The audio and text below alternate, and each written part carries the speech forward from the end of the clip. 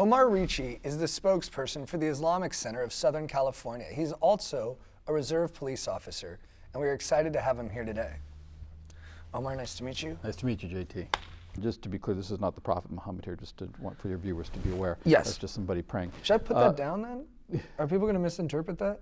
I was wondering about that. Don't worry about it. Just as long as you say, that's not the Prophet, just to be clear. That's just somebody praying. Let's put that up top. Yeah. Yep. Yeah. Not the Prophet. Yeah. It is the Prophet, but not the Prophet Muhammad. That's a book by Khalil Gibran. It just shows somebody praying. It's not.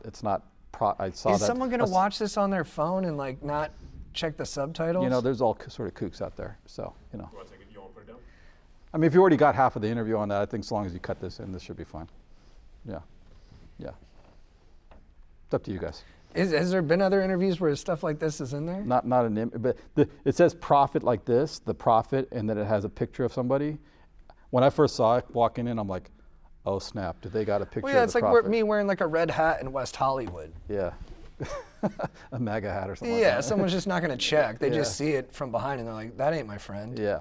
It's up to you. I just thought I'd throw that in there. Sorry for the confusion. What made you become Muslim? What made me become Muslim?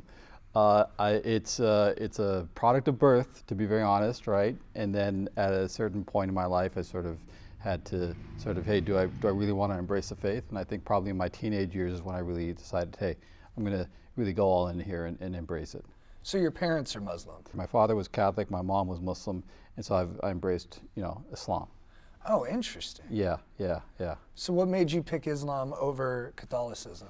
Well, it made more sense to my heart, to be very honest, just in understanding the faiths and looking at what the worldview of things and humanity. And when I studied Islam, it really took a hold of my heart and my mind, and I wanted to embrace it. And it's been a great faith for me, and it has really been my guide throughout my life. How has coming from a house that was split religiously helped you in how you practice your faith and how you communicate it to other people? Well, my parents were divorced at an early age. So and my father, he worked at a job where he was transferred to different parts of the world every few years. And so I would see him at different parts of the year, different times of the year. I would fly to see him, but I lived here in LA and grew up here in LA.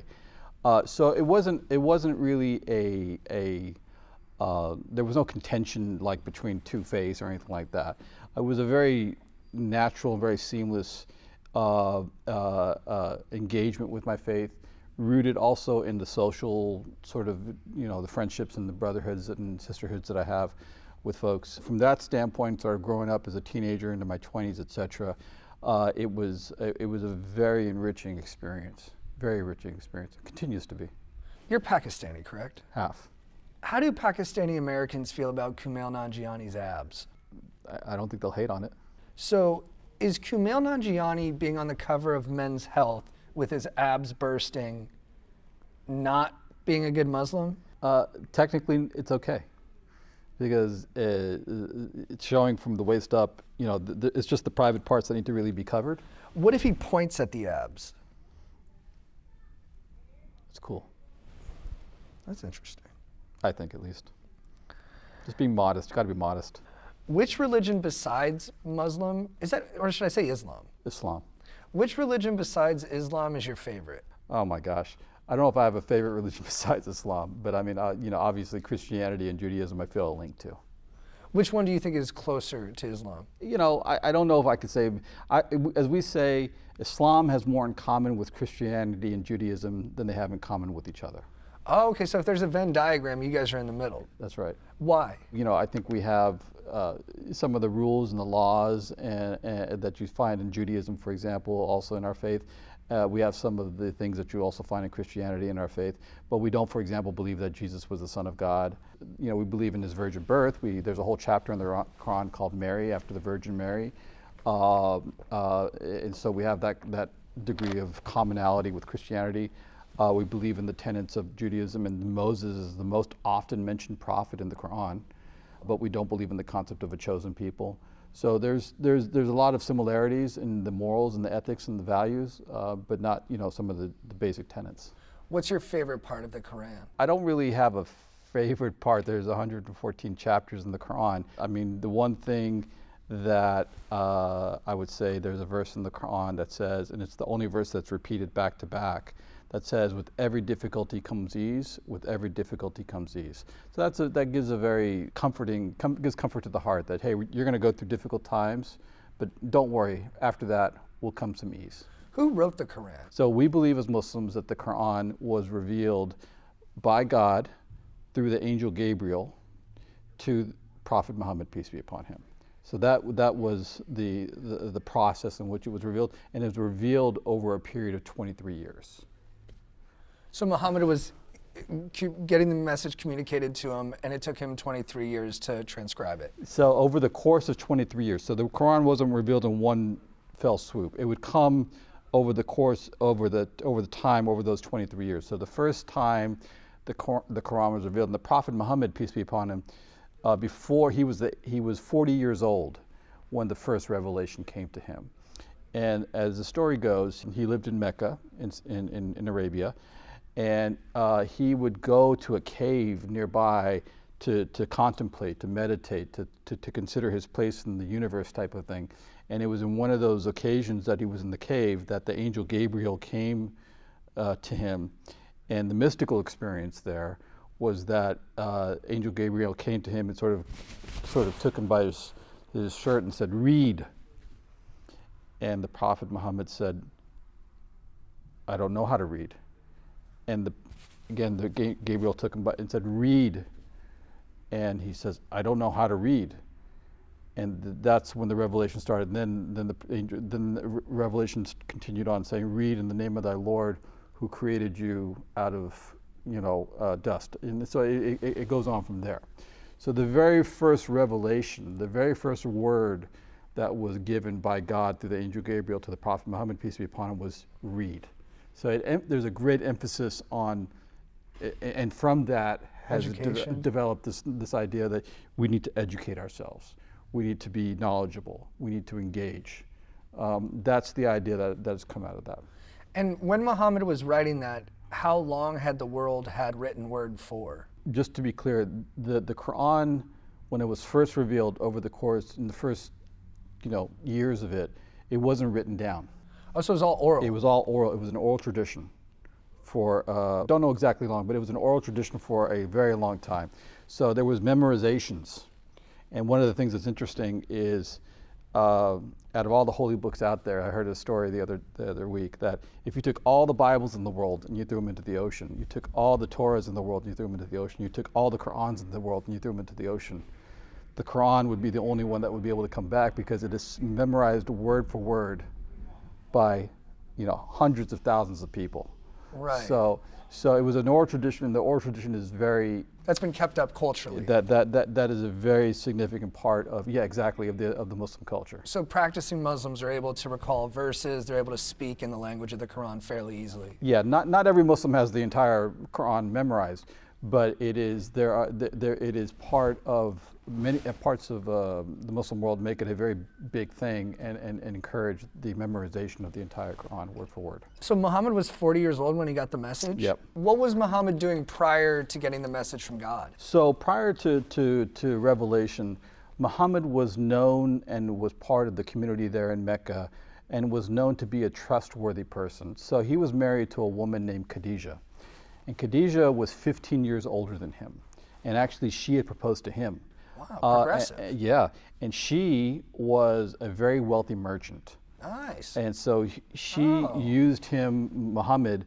This is a great deal for Muhammad. Oh, totally. Yeah. So she hired him, and he was one of her agents, if you will, to go sell her wares in different parts of the peninsula. Oh, this is kind of hot. Yeah. But she fell in love with him because of his character. And he was known as being a very trustworthy, honest person. Little for the matting crowd. Okay, yeah, I'll take that. And so he had this reputation of being an upstanding person. And there's a few different stories around that, where so Arabia and Mecca at the time was a very tribal society. And so the tribes would, they would have, conflicts with one another. and there was a couple of times where they were in conflict with one another, and there was a specific time where, the black-shaped, cube-shaped building, it's called the Kaaba. You may have seen pictures of it. No. It's actually a picture right there. Oh, cool. Yeah, that existed prior to Islam. We believe it was built by Abraham, as a matter of fact. And there was a time where that building was being rebuilt, and it would have been a big honor to put the cornerstone back into its place as it's being rebuilt. And the tribes were at war as to they were in conflict as to who's gonna put that stone in, Sure. right? There was a final stone that needed to be put in. It's called the Black Stone. And while they were conflicted, Muhammad walks into the building, and they said, thank God Muhammad's here. He'll help us solve this, all right? And then what he did is he put a cloak out on the floor, and he put the stone in the middle of the cloak. He said, everybody grab a corner of the cloak, grab it all together, and then put it into the corner of the building. So is it a prerequisite for a prophet to have riz? To have what? Riz is a term that young people use to mean charisma. Is it a prerequisite? Specifically with the opposite sex. But I mean this in all instances. Yeah, that's up to God to judge whether or not what a person needs to become a prophet. But I mean, just to be clear, we don't believe any other person will come as a prophet, that Muhammad was the final prophet of God. That's what we believe. Interesting. Yeah. If somebody wants to become Muslim, one of the things they testify to is that, number one, that they believe that there's only one God, the same God of Christianity and Judaism and what have you, and that Muhammad is the final messenger. And when we say final, that prior to Muhammad was Jesus and Moses and Abraham and all the classic prophets that you hear about. But that Muhammad is the final, he's the seal of the messengers. Oh, wow. Yeah, right? So what, does Islam have an opinion on evolution? Yeah, that we believe in evolution. Yeah, we believe in the concept that human beings, there's a verse in the Quran that talks about how human beings came from water. And so the concept of evolution, that water is foundational and fundamental. It believes in the concept of the Big Bang as well. Is there reference to that in the Quran? Yeah, as a matter, and this is what we call one of the miracles of the Quran, that you have a book, a word that was revealed over 1,400 years ago, that talks very explicitly about the Big Bang, that there was a great event that happened. I don't have the exact verse memorized, but the point is that it talks about a great event, and I think it doesn't say Big Bang, of course, but it says something like that. And it talks about how human beings are made up mostly of water. Now, that was revealed over 1,400 years ago. The Big Bang wasn't discovered, but up until maybe like 100 years ago, if that, right? And that human beings are made up of like over 75% water, something like that, but up until like maybe the 1950s. But it's a verse in the Quran from over 1,400 years ago. To me, that's one of the confirming aspects of the Quran for me. Right, is that it's a bit more scientifically advanced than its other comparison points. I don't know exactly what the Bible or the Torah says, but I know this is said in the Quran. No, Christianity not rocking with the Big Bang. Yeah. Catholic school my whole life. That's right, yeah. What is the Islamic perspective on abortion? So the Islamic perspective on abortion is this. So we view the start of human life to happen after the first trimester. I read this one time, and Yeah. I was impressed by the imagery that was used in the description of a developing child. It's the clay, right? Yeah, Exactly. It's not quite a pot yet if it hasn't hit the wheel. That's right.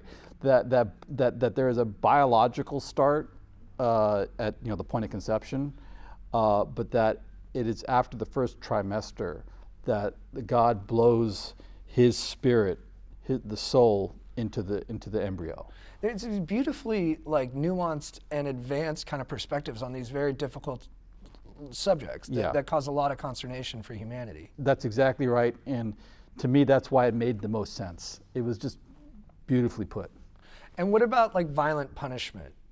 The laws of punishment, and they call it hudud and whatnot, has to fit the punishment has to fit the crime. So there is the idea of the death penalty, if you will, in Islam. There is the idea of consequences for one's actions. So if one murders, or if one rapes, or one maims, or whatnot, that there should be a consequence for that. It's not prescriptive. It doesn't say for this crime, this punishment, this for. In certain cases it does, but what are instances where it does? Well, like taking one's life, right? If there's a murder, You kill that person. That person, so long as they are justly tried, that they should be subject to the same. And you agree with that? Yeah, yeah. I think there are certain cases where that applies.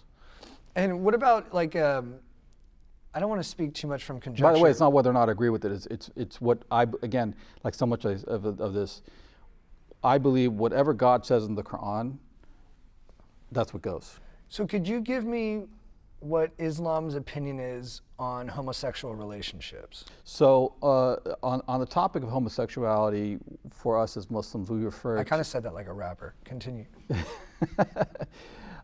We refer to the story of Prophet Lot or Lut in the Quran. And in that story, it's similar to the story of Sodom and Gomorrah in the Bible as well. It makes clear that for us as believers in Islam, that homosexual acts, not feelings, but acts of homosexuality are not allowed in our faith. All right. So the story of Prophet Lot is basically saying, okay, don't commit these acts, what we would call things that would be against, nature, but that it is understandable that you have these feelings, but don't act on those feelings. And that's sort of a larger, that could be sort of extrapolated to this larger sort of for all humanity, heterosexual, homosexual, whatever. You may have feelings about certain things, but stay within the moral bounds that God has asked you to stay in. And do you personally agree with that? I personally agree with that, yeah, it's part of my faith. Is there any part of you that wants the faith to be more open on that specific subject? The faith is the faith, meaning that I would not attempt, at all to try and change God's word, right? For us, when God says that in the Quran, and there are things that are very clear cut and explicit, I wouldn't want to attempt to try and change that. Are there any sects of the faith that disagree with that interpretation? Yeah, there are people, part of the Muslim, and look, there are gay Muslims, all right? And the way I feel about it is that, and I personally believe that gay people are born that way, okay? That they have those natural feelings and desires, all right? So I'm not here to condemn anybody, all right? Just to be very clear. It's a great test that God has put upon them, all right. To be gay. But I say, come to the mosque, pray, engage. Will they be rewarded more in the afterlife for being so challenged during their actual life? Very well could be. I don't know. It's a gold is tested in the fire kind of thing? That, there's a saying in our faith that when God loves a human being, he puts them through a severe test. Could be the case with them.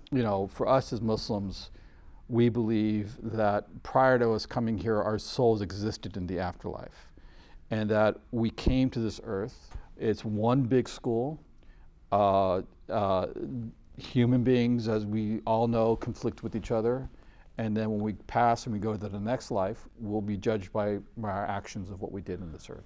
Which celebrity person who's Muslim is your favorite? I'm going to say Muhammad Ali. Muhammad Ali, for me, is a hero of mine. Because, he had riz, as you would say, some charisma, right? But he was also very strong in his character, right? Very strong in his faith. As a matter of fact, just as trivia information, when he was between marriages, he used to live here at this Islamic Center. Really? That's not something people often know. He actually lived here for about a year. Are you allowed to divorce in the Islamic faith? Yes, you are. Yeah, you're allowed to divorce. It's actually, divorce is, as it said in the Quran, it's allowed by God, but it's one of the things that's most disliked, but it's allowed for by God. That's good phrasing. Yeah. Yeah, I'm a huge Muhammad Ali fan as well. Yeah. For his moral fortitude, but also for his courage in the ring. Yeah, and then just his exactly. ability to talk. I don't think there's ever been anyone as good at capturing Super a room's inspiring. attention. Absolutely, yeah. How do you define the American Muslim identity? The American Muslim identity is somebody, as I would define it, is somebody who finds that there is no incongruence, that there's no conflict between being a practicing, faithful Muslim and a deeply patriotic American. Oh, so you're a big believer in America? I am a believer in the aspiration of what America should be. So like the tenets of the Bill of Rights? Yeah. Look, when the Bill of Rights and the Constitution was written, it was written by people who didn't consider African Americans to be human beings, right? Hypocrisy is baked into this. Yeah, exactly. So from that, in that regard, I can't agree with that aspect of it, right? But the aspirations that are found and that I don't know if we'll ever achieve, but that it serves sort of as a guiding set of principles for us, I believe it. In 2019, I was fortunate to receive an invitation by a committee in Congress to come and speak about the impact of white supremacy on the Muslim community. And that came at a time when Donald Trump was in office and had the Muslim ban, and had certain perspectives and comments about the faith of Islam. And the reality of that, when those perspectives are shared, it influences people, and those people, in turn, turn on us, almost like a mob mentality. So you saw an uptick in hatred. Oh yeah. I mean, I got mailed, feces smeared pages of the Quran to me here, right? I mean, somebody sent me a letter and I opened it up and there was a page from the Quran with poop on it. We have had people call and threaten to kill our staff. I think there's a real false narrative out there that's been bought by people that the Muslims are here to take over, that we're here to convert everybody, that we're here to institute Sharia law. And that narrative has been really sold hard in lots of media and in certain parts of the country. That in turn has taken people who one might consider intelligent and smart, and they've drunk that Kool-Aid. And they don't do any sort of, fact checking or double checking or anything like that. If they trust the source of where that's coming from, they take it hook, line, and sinker. And now they feel that as Americans, as whatever, they have to now defend themselves. And that's where it sort of moves towards. Do you believe in freedom of speech? Yeah. Even if it comes at the expense of the Yep. Islamic faith? Yep. And so do you think it should be legal for people to be gay? Should it be legal for people to be gay? Should it be legal for people to be gay? Should gay marriage be legal? Should there be any kind of punishment if you are gay? I wouldn't want any one faith to dictate in this country what the legality of somebody's right to exist. So right? even though faith is your ultimate value and priority, you believe in a separation of church and state? I do, yeah. For us as Americans, absolutely. Interesting. Yeah. So are you an active police officer? I am, yeah. I'm a reserve police officer with LAPD, and I'm not speaking on behalf of LAPD, just to be clear, but I'm a reserve police officer, so I have a badge, gun, I go out on patrol, but I do it for free. I do it every couple of weeks. I'm not a full-timer.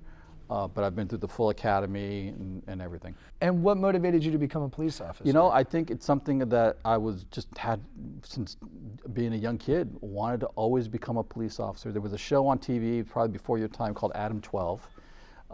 That was a series about two police officers in LA.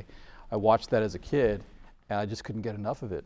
And I just loved it. And as I got older in life, I couldn't become a full-timer at a certain point in my life. So later on in life, after I had my career going and everything else, I decided, hey, there's this reserve path, which you do the exact same things as a regular cop, but you do it basically for free, but you don't have to do it all the time. You do it for 16 hours a month in our case. And I feel when I'm out there doing patrol, when you're out there, I've rescued babies, I've helped people, whatever, I feel like I'm living my life. I'm living life, that there's a strong purpose that I'm fulfilling when I'm doing that. Right. That makes sense. Yeah. The intensity of the job puts you into your purpose. Yeah, that's a good way to put it.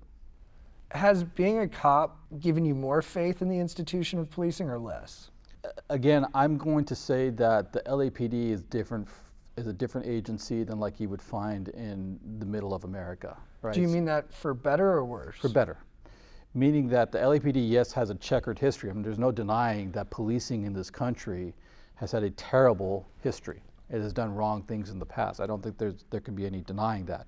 But I think given where we are today in 2024, and I can speak, from my experience in the LAPD, that we are in a far better place than we were, even 15, 20 years ago. So, and I think, the pressures that society puts on police to improve themselves should continue to be there, right? So that police officers are given their right to do what they do by the people. And I think that has to always be respected. What is the devil? The devil is arrogance. The devil is racism. The devil is temptation. The devil is a fallen angel from our perspective. And the devil's a real thing. Yeah, Satan, Shaitan. And is there hell? There is a hell. In our faith, there is. Do you have a depiction of hell? We have a depiction of hell. In our faith, the way hell is described, it's something that, I pray nobody goes to. People ask, as much as I don't like certain people, but that you are sent into a realm where there is fire and brimstone. But one of the verses in the Quran that describes hell is that you will be touched, your skin will be touched by fire, and then your skin will reconstitute itself, and it will burn again, and it will reconstitute itself again. So you will be constantly hurt and in pain by a fire, and that's one of the descriptions and depictions of hell. So I don't want anybody to go there. I had a priest in junior high who told me most people go to hell. Yeah. And he turned out to be a pervert. Well. A practicing pervert. I mean, look, you would expect, just naturally human instinct-wise, expect a guy like Hitler or, the equivalent people who commit genocide, people who torture, child molesters or whatever, that they will have to experience some sort of... If you went to heaven and Hitler was there, would you be mad at God? No, because it's God's will. I think that would blow my hair back a little bit. I would want a Hitler to burn in hell for eternal damnation, right? Just to be clear, what I'm trying to say is God's will is the best of wills, whatever he wills. My director, Pedro, mentioned something from history where during the Holocaust, Jewish people who were in the camps, they put God on trial and they found him guilty. Mm-hmm. Yeah, that would not be a reflection of what we as Muslims would do or think or say. I can understand it as a human being, but for us as Muslims, and I'm just going to talk about the current situation in Gaza, right? There's from our perspective, a genocide that is ongoing. Over 30,000 human beings that have been mercilessly slaughtered. From our perspective, God is perfect. It is human beings that are imperfect, and that the mass slaughter of people is it is at the hands of humanity and the hands of man that does that. God has willed that to be a situation that we will encounter on this earth. All right. As a way to test our moral response to it. In part, one would imagine as a way to test our response to it. And there are stories in the Quran about individual prophets and people who get tested in very severe ways. But that if it is God's will, then it's the best of wills. And second of all, it's not just God's will, but that if it has happened, we put our faith and trust in God. There's a saying, Hasbi Allah wa ni'mal wakil. God is enough for me, and he is the best disposer of our affairs. All right? There is a very strong belief in our faith that this life is very temporary, that this life is very, very short, and that when we go to the next life, that is the real life. So if you have that inherent belief and understanding, it takes the trials and tribulations that we encounter in this earth and puts them in perspective. It does a great job of doing that. I felt that instantly. The unimaginable pain, the unspeakable things that happen are things that we can't control. They're tests in this life. There are other things at play here that then impact your understanding of those events.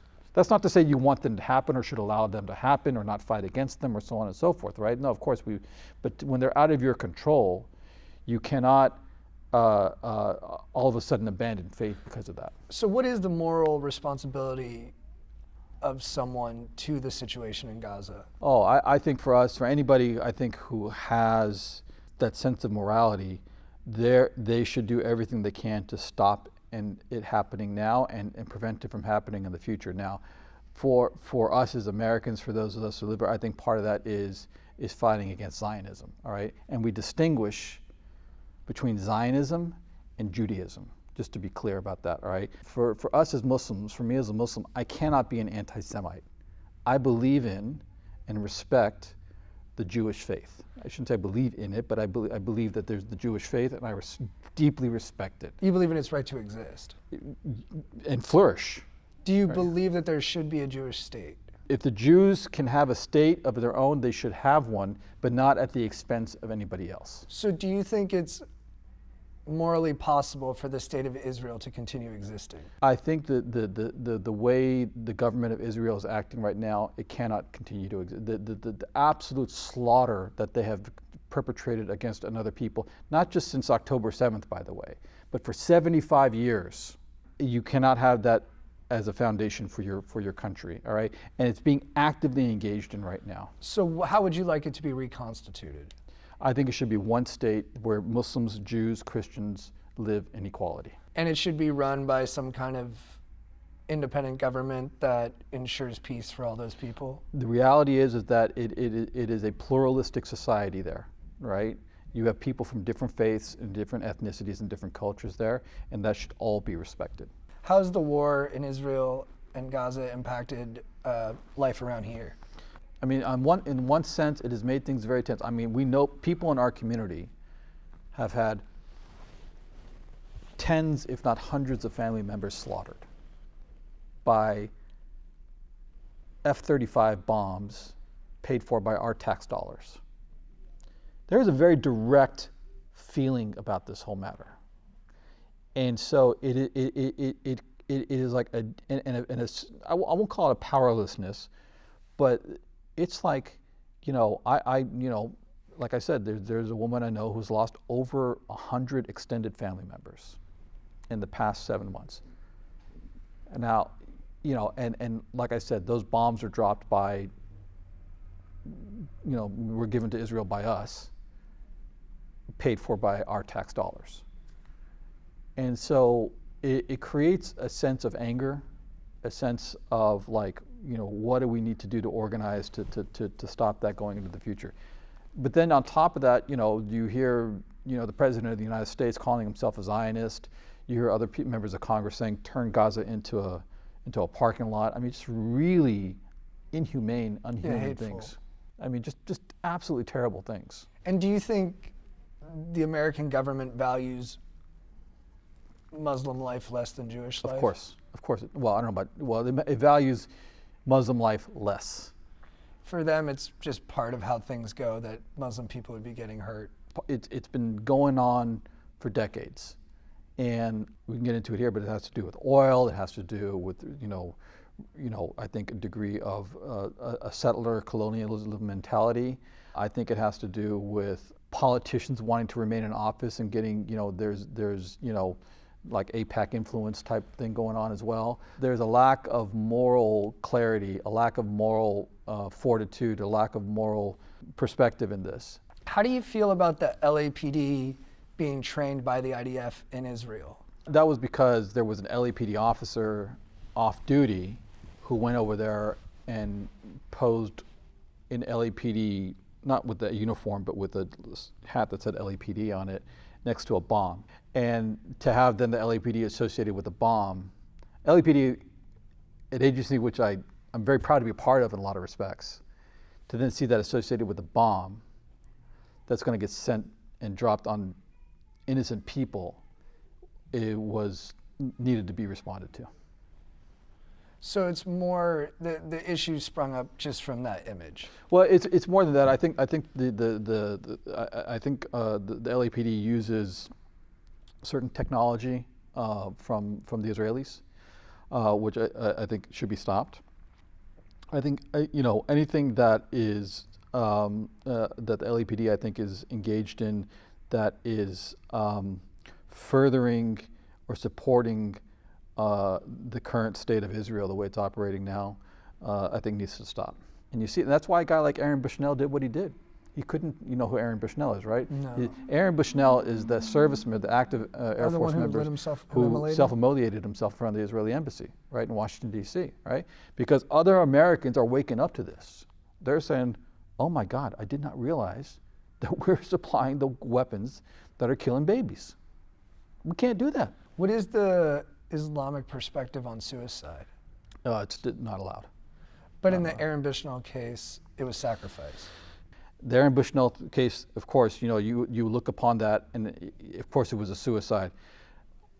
God's judgment will be on everybody, all right? So it's not for us to judge. So you'd look at a guy like, I mean, he sacrificed himself for his country and for the Palestinian people. Yeah, from a utilitarian perspective, it was virtuous. I would say so, yeah. What do you think of Malcolm X?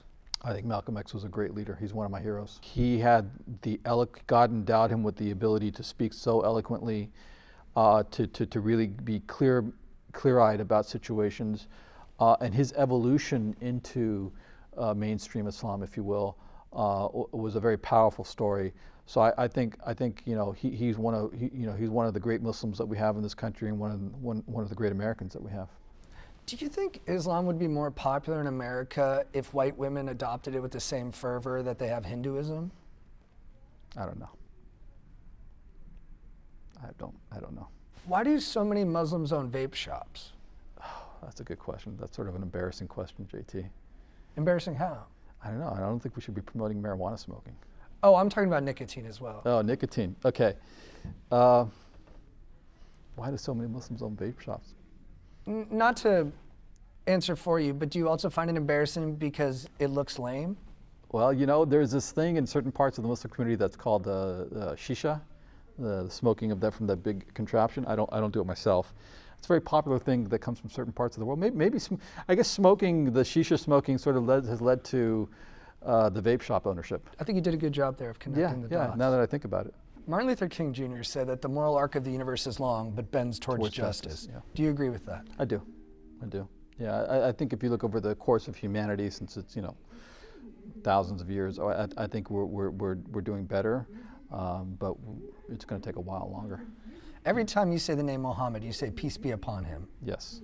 Why is that? That's part of our tradition. That when we say his name, when we acknowledge his prophethood, we say peace be upon him. That's a part of our tradition, part of our faith, that we ask that peace and blessings be upon him. Well, Omar, it was a pleasure talking to you, and peace be upon you. I appreciate it. Thank Peace you be so upon much, you. sir. Thank you. Pleasure.